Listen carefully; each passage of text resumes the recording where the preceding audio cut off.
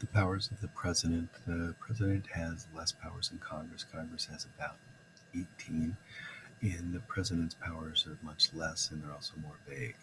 One is execute the laws. That would be if Congress writes a law, they would execute them. They could also issue rules, regulations, and orders about the different laws. Sometimes they'll do signing statements. They'll say what they like and dislike about the law. Number two, the commander in chief. This is a vague one. Does that mean they go into battle with the military? Does that mean they can declare war?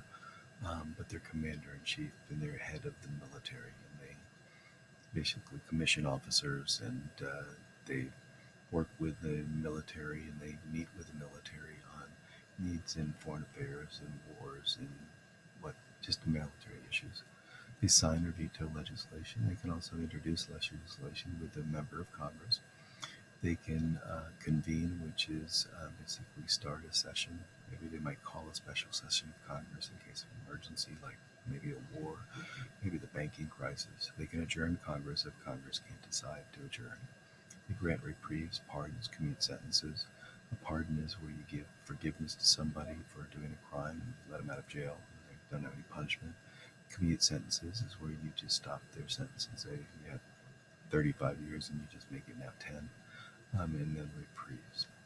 They can appoint ambassadors, judges, federal positions, staffs, and assistants. So some could work in the White House staff.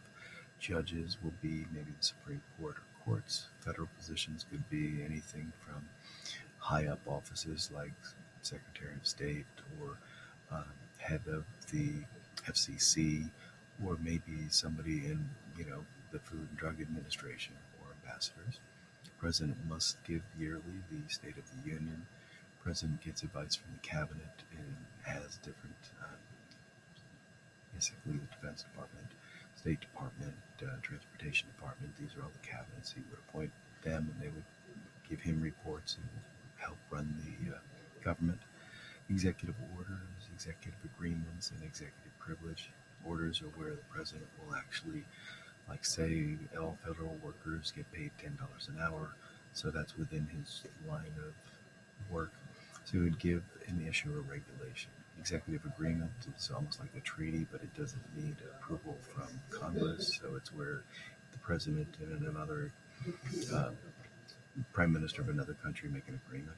An executive privilege is where the president and all of his staff members basically keep secrets, and they're allowed to keep secrets, and they basically might be talking about wars or foreign affairs, and they don't want other people in the public to know about it, including Congress or Supreme Court. So they basically can be open, they can be free to say their opinions and not get in any trouble for that.